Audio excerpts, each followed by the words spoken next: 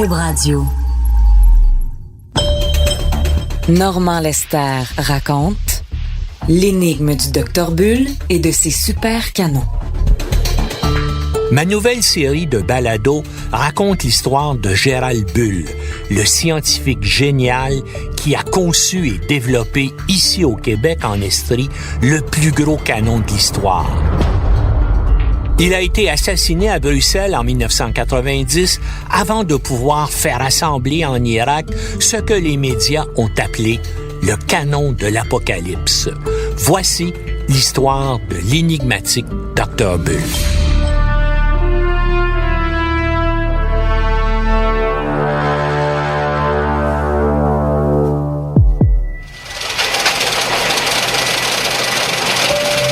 Un canon atomique pour l'Irak, crient les manchettes de la presse populaire britannique du jeudi 12 avril 1990. Les Britanniques n'en croient pas leurs yeux lorsqu'ils apprennent que des douaniers ont intercepté ce qui semble être les pièces du plus gros canon du monde destiné au régime de Saddam Hussein.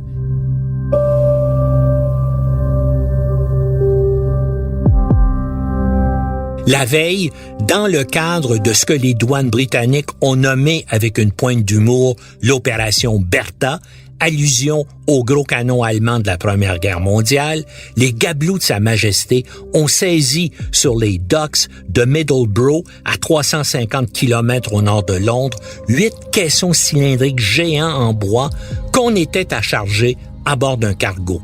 Les cylindres contenaient des tubes métalliques d'un poids total de 140 tonnes.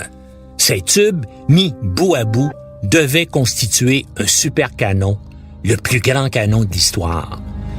C'est le 4 avril 1990 que le Secret Intelligence Service, que les Anglais appellent familièrement MI6, avertit les douanes britanniques qu'un navire qui vient d'arriver de Rotterdam va charger des pièces destinées à l'assemblage d'un gigantesque canon en Irak. Un fonctionnaire des douanes confie à des journalistes « Nous avions des informations précises. Nous savions ce que nous cherchions. » Les services secrets de Sa Majesté, eux, étaient au courant depuis au moins septembre 89 que des entreprises britanniques étaient en train de fabriquer pour l'Irak des pièces destinées à un canon géant. La maquette du supercanon avait d'ailleurs été présentée au Salon de l'armement de Bagdad de 1989, une maquette imposante qui faisait plus d'1 mètre de hauteur. Des centaines d'attachés militaires et de spécialistes qui visitaient cette foire à l'armement étaient donc en mesure de vérifier et de confirmer quelles étaient exactement les caractéristiques du supercanon de 1000 mm de calibre que Bull développait pour les Irakiens.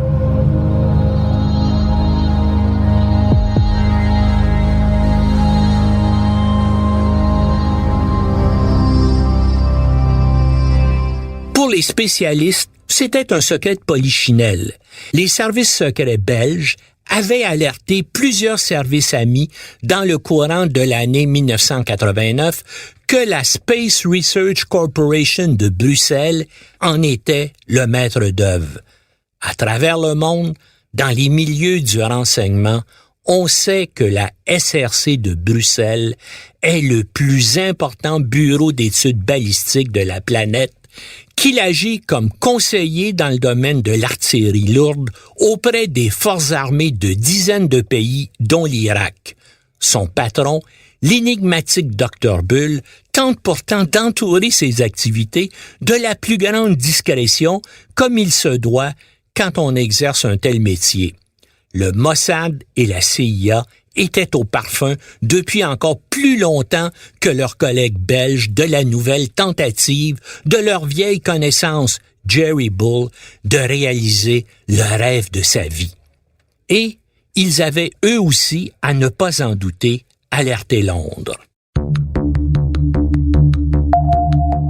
Aux journalistes qui lui demandent de commenter la saisie, l'ambassade d'Irak à Londres dément absolument. Ce sont, dit son porte-parole, des informations dénuées de tout fondement qui font partie d'une campagne orchestrée par les Britanniques et les milieux sionistes. Fin de citation. Les forges de Sheffield, qui ont fondu les tuyaux, prétendent dans un premier temps qu'il s'agit de simples conduits destinés à l'industrie pétrochimique irakienne, un contrat de 1,3 million de livres sterling. Pourtant, Sheffield Forgemaster est une entreprise qui s'y connaît en canon. Elle a la réputation d'excellence dans la production d'acier et de tubes de canon. Interrogé à ce sujet, le PDG de la Sheffield, Peter Wright, lance avec mépris « Nos tubes, des canons lance-missiles, c'est de la pure fantaisie, c'est de la science-fiction. » Fin de citation. Il explique que son entreprise a été contactée par le ministère irakien de l'Industrie et des Minéraux pour la livraison de 52 tuyaux qui n'ont absolument rien à voir avec un quelconque canon. D'ailleurs, se plaît-il à souligner, la commande irakienne a reçu sans difficulté le feu vert du ministère britannique du Commerce et de l'Industrie qui a déjà autorisé la livraison à l'Irak de 44 tubes identiques. Les techniciens des forges de Sheffield étaient pourtant plus perspicaces que leurs patrons. Ils s'étaient bien rendus compte en lisant le cahier des charges du contrat qu'il ne s'agissait pas là de tubes d'acier ordinaire destinés à des applications pétrochimiques. On exigeait une tolérance au 5 millième de pouce, du jamais vu dans la production de tuyaux pour la pétrochimie. Les employés chuchotaient en souriant pendant l'exécution du contrat que ces tubes allaient servir de lance-fusées. Tous les devis des pièces commandées avaient été soumis au gouvernement britannique. Le Tube Project contenait de nombreuses pages d'explications qui montraient clairement qu'il provenait de la Space Research Corporation. Un nom curieux, n'est-ce pas, pour une entreprise qui fait dans la pétrochimie. Le paraphe du Dr Bull figurait sur les documents, mais les dirigeants de l'entreprise insistent sur le fait que ce nom n'avait pour eux aucune signification particulière avant qu'ils n'apprennent dans les journaux son assassinat à Bruxelles. Par contre, il paraît tout à fait impossible que le Foreign Office, le ministère de la Défense et les services de renseignement n'aient pas, eux, reconnu le Dr Bull. Chose certaine, lorsque l'affaire des supercanons éclate, les relations entre Londres et Bagdad sont au plus bas. Le Foreign Office avait convoqué l'ambassadeur irakien 15 jours auparavant à la suite de la saisie à l'aéroport de Heathrow de commutateurs électroniques américains susceptibles de servir de détonateurs à des charges nucléaires. Plusieurs spécialistes ont d'ailleurs évoqué l'hypothèse que ces commutateurs aient aussi été destinés au programme de supercanons irakiens. Le 15 mars 1990, une semaine seulement avant l'assassinat de Bull, Londres avait aussi protesté officiellement auprès de l'Irak contre l'exécution du journaliste d'investigation britannique d'origine iranienne Fazad Bazoff et l'emprisonnement d'une infirmière britannique Daphne Parish. Les deux avaient été trouvés coupables par un tribunal irakien d'espionnage. Bazoff pour la Grande-Bretagne et l'infirmière pour Israël. Les deux avaient été arrêtés par la police secrète irakienne près du site où Bull entendait construire son supercanon. Interrogé à la prison d'Abu Ghraib, qui deviendra notoire durant la guerre d'Irak comme centre de torture de l'armée américaine, Bazoff a confessé qu'il s'était rendu en Irak afin de recueillir des informations sur les activités de Gérald Bull dans ce pays.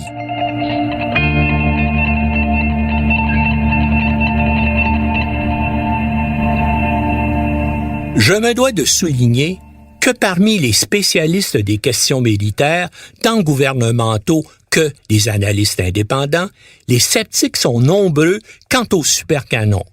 Suivant les personnes ou les services interrogés, on passe de la certitude à l'incrédulité amusée.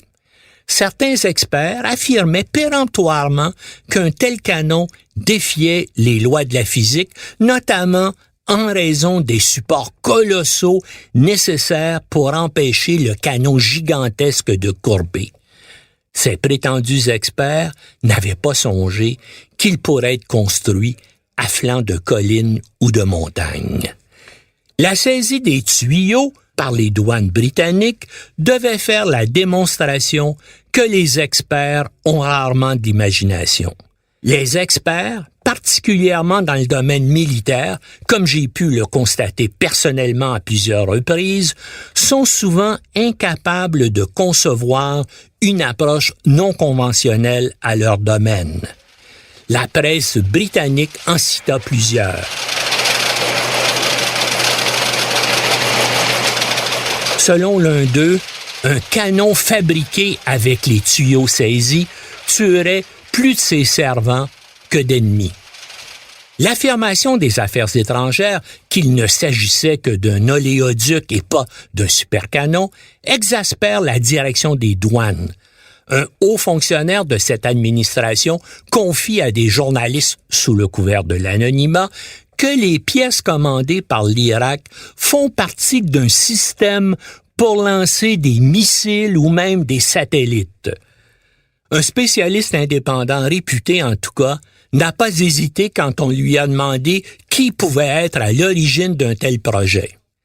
L'éditeur de l'annuaire James Armour and Artillery, Christopher Foss, a répondu « Si c'est un canon, il n'y a qu'une personne qui a pu le concevoir, c'est Jerry Bull. »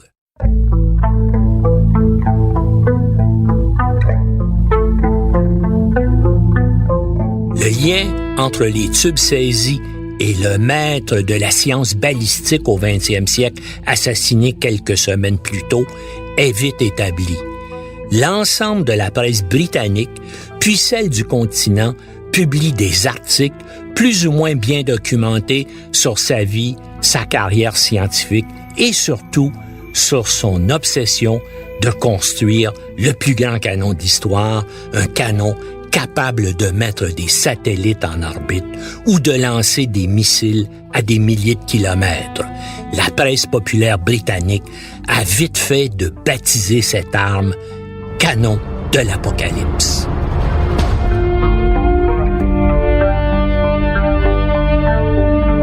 Les enquêteurs des douanes britanniques, qui supportent de plus en plus mal les sarcasmes des incrédules devant leur prise, coulent à quelques journalistes l'information qu'ils ont eux-mêmes obtenue des services secrets britanniques. Les pièces saisies correspondent parfaitement aux spécifications proposées par Gerald Bull pour un lanceur de satellite décrit dans une étude qu'il a publiée en Allemagne en 1988. The Paris Guns and Project HARP. J'en ai une copie. On trouve aux pages 231 et 233 des passages où Bull décrit un lanceur construit de courtes sections de tubes à âme lisse pouvant subir de très grandes pressions assemblées pour créer un canon. Fin de citation. Sheffield Forgemasters avait déjà fourni des tubes similaires à l'Irak, mais d'un calibre inférieur.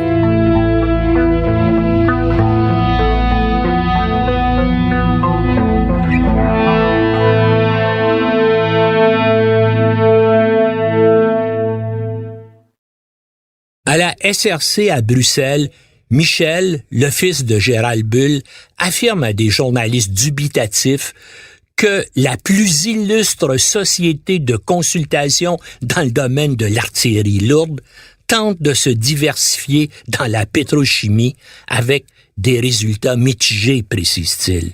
Il nie catégoriquement, par contre, que la SRC ait commandé les 8 tubes d'acier saisis par les douanes britanniques. La SRC, dit-il, n'a absolument rien à voir avec un quelconque projet de supercanon. Le fils de Gérald Bull ne ment que par omission, puisque le projet Babylone, c'est le nom de code du programme de supercanon irakien, dépend d'une entreprise spécialement créée à cet effet par son père, l'Advanced Technology Institute, dont le siège est à Athènes en Grèce et qui possède bien sûr un bureau à Bagdad. Nous y reviendrons. Aux communes, la première ministre Margaret Thatcher tente de se distancer de l'affaire en faisant porter le blâme aux deux firmes qui ont fabriqué les pièces pour l'Irak. C'est un député de son propre parti, l'ancien vice-président du Parti conservateur, Sir Hal Miller, qui la met dans l'embarras. Il révèle qu'il a lui-même contacté les ministères du Commerce, de la Défense et les services secrets l'année précédente pour les informer qu'un des patrons d'une des sociétés liées au contrat soupçonnait que son entreprise fabriquait des pièces destinées à un lance-missile pour l'Irak. Avec les documents fournis par les entreprises impliquées, l'opposition parlementaire a révélé que tous les détails des contrats et l'identité des clients avaient été transmis au gouvernement britannique et qu'il avait répondu qu'aucun permis n'était requis et que la commande pouvait être remplie. Madame Thatcher resta muette, ce qui est rare, et ses ministres firent de même. L'opposition jubila. Les commentateurs ne comprenaient pas la position du gouvernement. Puis, nouvelle surprise lorsque les médias révèlent que les douanes britanniques sont soumises à d'intenses pressions politiques pour ne pas porter d'accusation dans l'affaire du supercanon. L'explication me semble évidente. Les Anglais comme les Américains soutenait discrètement l'Irak dans sa guerre contre l'Iran. Le supercanon ne causait pas de problème tant qu'il était destiné à servir contre les Iraniens. Une fois cette guerre terminée en 1988, c'était une autre affaire.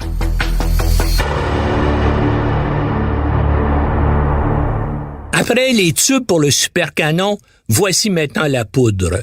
Le holding britannique Astra, qui vient de reprendre les poudreries réunies belges, PRB, révèle qu'elle a fabriqué des charges propulsives destinées au supercanon.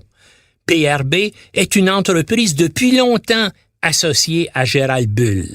Astra a expliqué que lorsqu'elle a acquis PRB en septembre 89, on a découvert que la poudrerie avait un contrat pour un type insolite de charge propulsive pour de très grands canons. Fin de citation. Une commande d'1 million de livres sterling faite par l'Advanced Technology Institute, étroitement associé à Gérald Bull. Astra a immédiatement avisé le gouvernement britannique de sa découverte, même si les licences d'exportation étaient en règle. La poudre propulsive insolite a été livrée à la Jordanie par des appareils C-130 Hercule des forces aériennes belges spécialement affrétés par PRB. Durant la guerre Irak-Iran, une partie importante des livraisons de matériel militaire à l'Irak passait plus ou moins clandestinement par la Jordanie, avec l'assentiment des États-Unis, bien sûr.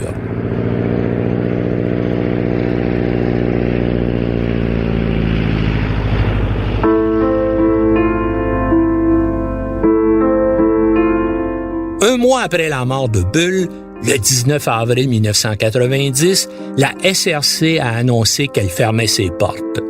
Dans un communiqué remis à la presse, la famille Bull affirmait qu'elle a décidé de cesser toutes les activités de la SRC et de dissoudre toutes les compagnies à l'intérieur du groupe. La famille Bull niait cependant catégoriquement toute implication dans des actes illégaux et dans le trafic d'armes, quelle qu'en soit la nature. Selon Michel Bull, la famille avait décidé de fermer à cause du décès de leur père et de la tempête médiatique qui a suivi la saisie des tubes en Angleterre. Il révèle que certains de ses employés avaient reçu des menaces de mort. Il ajoute, je cite, « Nous sommes constamment attaqués par la presse britannique et par le public, surtout parce qu'ils souffrent d'une phobie Irak-Iran. » Le groupe SRC, qui appartient aux 7 enfants de Bull, avait des ramifications en Espagne, en Suisse, en Autriche, au Canada et en Yougoslavie. Il employait 85 personnes. La SRC, dans son communiqué, affirme que Gérald Bull a fourni de la technologie informatique et des logiciels de contrôle de qualité à l'Irak, pas des canons.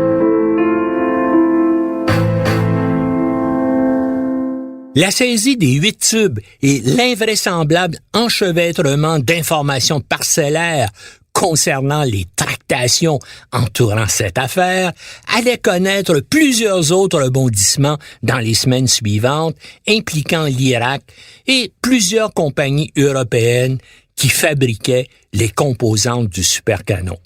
En Italie, des pièces d'acier totalisant quelques 90 tonnes sont saisies avant leur expédition vers l'Irak. Il s'agissait vraisemblablement de culasses de canon. En Suisse, des douaniers confisquent des cylindres hydrauliques commandés par l'Irak. Le 19 avril, dans le port de Patras, en Grèce, 30 tonnes de matériel militaire destiné à l'Irak sont encore saisies. Ce dernier envoi comprenait un tube d'acier de plus de 5 mètres de long. L'ambassadeur d'Irak à Athènes entonne l'air connu. La pièce est destinée à l'industrie pétrochimique. Avant d'être intercepté à Patras, le chargement avait passé sans encombre les frontières de la Grande-Bretagne, de la France, de la Suisse et de l'Italie. La plaque tournante de toutes ces expéditions de pièces destinées à l'Irak était la mystérieuse société Advanced Technology Institute. Comme nous le verrons dans un autre épisode, Bull avait été forcé de renoncer à la présidence de la SRC en 1988. Ses fils Michel et Stéphane, qui assurent la gestion d'entreprises familiales, avaient refusé que la SRC s'engage avec lui dans l'aventure des supercanons irakiens. Bull avait donc créé ATI pour réaliser le projet de Saddam Hussein.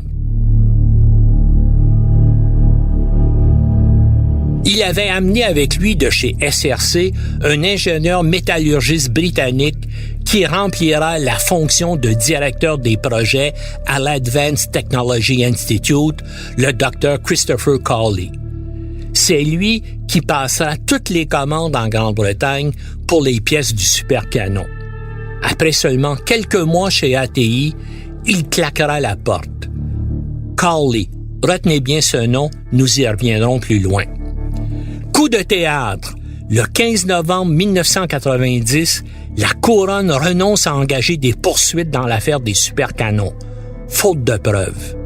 La décision venait des plus hautes autorités gouvernementales après une réunion présidée par Margaret Thatcher au 10 Downing Street. Les douaniers sont fous de rage. Contrairement à ce qu'est venu dire le procureur du gouvernement devant le tribunal de Sheffield, ils estiment que la preuve amassée était suffisante pour obtenir des condamnations. Les fonctionnaires des douanes, publiquement ridiculisés par la défense et le Foreign Office, espéraient étaler au grand jour tous les détails de leur enquête sur les supercanons capables de modifier l'équilibre stratégique au Moyen-Orient. Ils se préparaient à porter des accusations contre 11 Britanniques dans l'affaire des supercanons. Ils comptaient également engager des procédures d'extradition contre 3 hommes demeurant à Bruxelles. les services de renseignement belges leur avaient fourni des preuves établissant que 2 Français et un Sud-Africain étaient impliqués dans la recherche de la SRC en vue de développer le projet Babylone. Les 11 devaient être formellement accusés et les procédures d'extradition engagées contre 3 autres.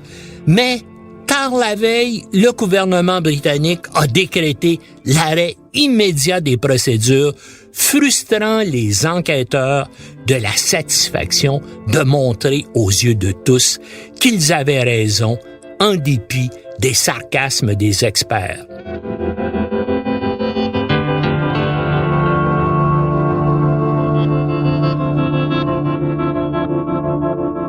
On peut penser que les autorités britanniques craignaient que la correspondance échangée avec la Belgique au sujet des supercanons en 88 ne soit produite en cours par la défense.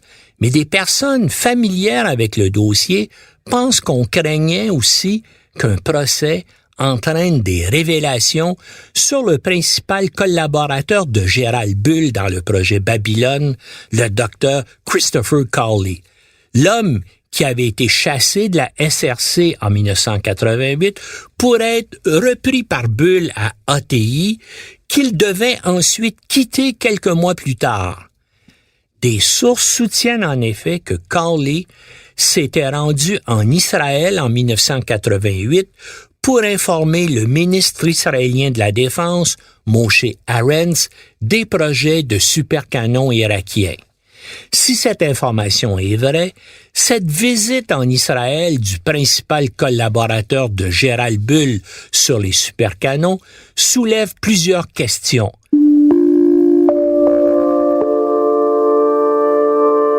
Cawley a-t-il contacté les autorités israéliennes avec l'assentiment de Gérald Bull?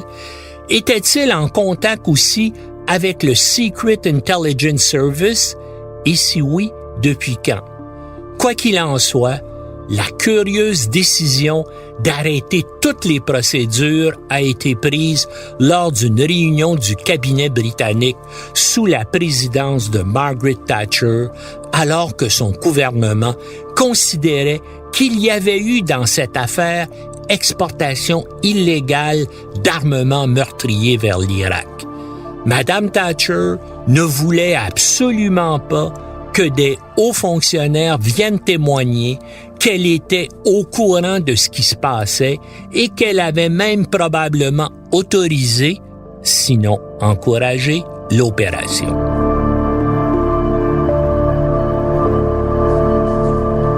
Et je vous laisse sur la chanson célèbre de Renaud sur Madame Thatcher. Et quand viendra l'heure dernière, l'enfer sera peuplé de crétins, jouant au foot ou à la guerre, par celui qui pisse le plus loin. Moi je me changerai en chien, si je veux rester sur la terre, et comme réverbère quotidien, je m'offrirai Madame Thatcher.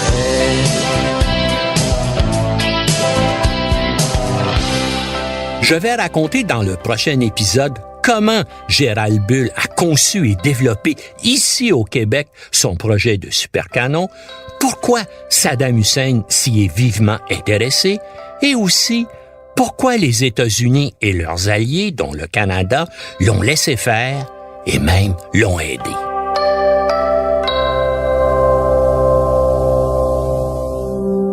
Je vous invite à suivre mon blog sur le site du Journal de Montréal et du Journal de Québec. Si ce balado vous a plu, je vous encourage à le partager sur vos réseaux. Si vous l'écoutez sur une autre plateforme que Cube Radio, n'hésitez pas à laisser un commentaire. C'est très utile pour faire découvrir la série. Merci d'être à l'écoute. C'était un balado de Normand Lester. À la réalisation, Bastien Gagnon La France. Au montage, Philippe Séguin. Une production Cube Radio.